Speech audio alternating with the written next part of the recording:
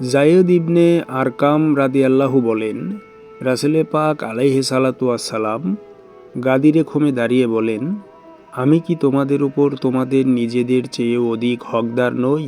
সাহাবীগণ বললেন, জি অবশ্যই ইয়া রাসূলাল্লাহ। তখন তিনি বললেন, আমি যার মাওলা, আলী তার মাওলা। হে আল্লাহ, যে তাকে ভালোবাসে তুমি তাকে ভালোবাসো, আর যে তার সাথে শত্রুতা করে তুমি তার সাথে শত্রুতা করো। তথ্যসূত্র সুনান তিরমিজি, হাদিস নং 3713।